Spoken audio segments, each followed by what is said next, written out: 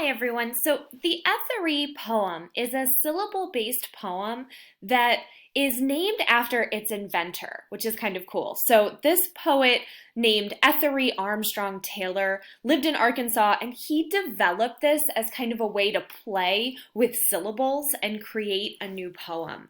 It consists of 10 lines and it adds a syllable every line.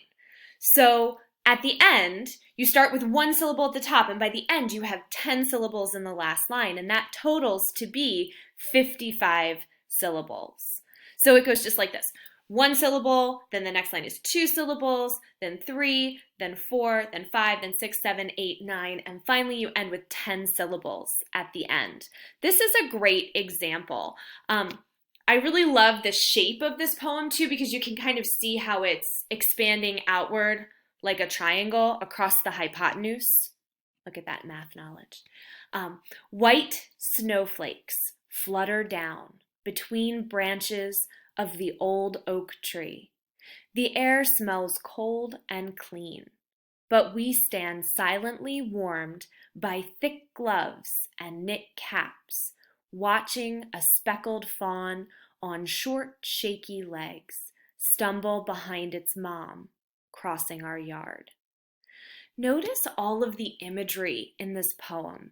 There is a lot of smell and sight and feeling, the thick gloves and the knit caps. The air is cold and clean. The snowflakes are fluttering. We're watching the little deer. And so all of that imagery is brought into the description, but also things like stand silently, that alliteration or between branches, cold and clean, old oak. So there's lots of that alliteration. So you can also bring in other kinds of figurative language. Now, in the presentation that I've linked for you, there is a great video of a professional writer, a famous children's author named Liz Garden Scanlon, and she is going to walk you through her process because she created a whole book of Etherees, and she's going to walk you through how she designs hers. But I'm going to do that for you too because your task this week is to write an Etheree. It can be about anything that you want it to be about, but it must follow that correct syllable pattern. So adding a syllable every line. And you are going to write it in a Google Doc and then upload it onto Etheree Submission where it's posted on Schoology. Now, if you need inspiration, there are lots of things that can inspire you. Things around the house, maybe family members, maybe your pets, or in the video that Liz Garten Scanlon has, she talks about things she's grateful for. So you could start with that idea and kind of go with it. Okay, I've also included for you a link to a website called Syllable Counter, which is really helpful when you are trying to figure out syllables and you're not sure. And I found this really cool challenge. If you want to try this, if you do one and you really like them, I also found this really fun thing called a double Etheree, which is where you do the Etheree 1 through 10, and then you reverse it and you go 10 to 1. So if you have an idea and it's too long for an Etheree poem, or you keep going and you have more to say, try that out, create that inverse and do 10 to 1 at the bottom and make 2 stanzas. I think that would be really cool. You could do that with 2 different seasons or 2 different ideas. I was inspired by the season, and I'm going to share with you my example. So I have here the planning sheet that I made for you, and I'm just gonna walk you through what I was thinking. So this morning, I was thinking about springtime, and I just thought, you know what, that's 1 syllable, so I'm gonna start with that. So spring is the first word in my poem. And then I thought about that, and I was like, well, spring is a season. So when I think about seasons, I think about, what they do, how do they feel? And spring's like a beginning. Now, beginning has 2 syllables, and I could do that, but I was also thinking about doing something called enjambment. That's a really fancy poetry word where I take the start of an idea on one line and I wrap it onto the next line. So I'm going to do that here. So spring, a time to begin. See how I did that? So now I'm kind of flowing my ideas from one line into the next. And I'm going to keep going with that because I like that. So, or start anew. Fancy, I like it. So spring, a time to begin or start anew. And that's about as far as I got, and I got a little stuck because I was thinking, Well, that example that I showed you had a lot of imagery. So now I'm just kind of describing spring. Let me bring in some imagery. So I started thinking about that, and I looked out the window and I saw the trees, and I thought, trees. So that's one syllable, right? Trees. And what are they doing? They're blossoming. So trees blossom, birds chirp. Again, that sensory imagery. Think about how you can bring that in. And then I thought about the sky. So today it's raining. So I was thinking about the rain. So rain clouds turn to white puffs. Now they haven't yet, but I'm hopeful. That's my hope for today, okay? So I was thinking about that. And then I also looked outside and I saw my garden. And I was thinking about all the actions that I could take out in that garden.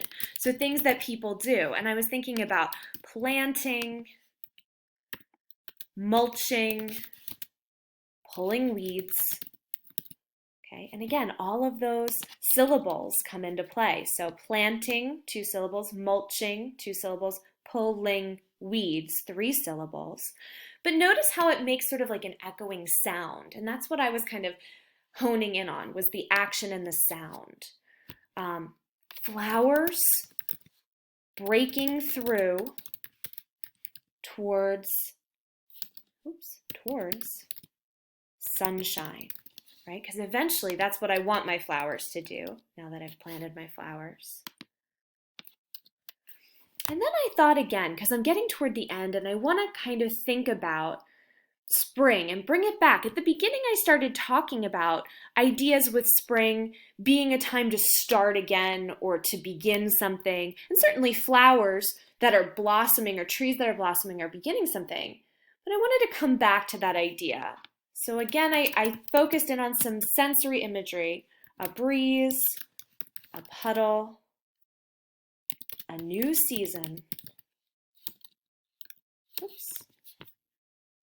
So I came back to that and I tried to find some ways. So a breeze, that's 2, a puddle, 3, so I've got 5, a new season, and that's 4, so that's 9 syllables.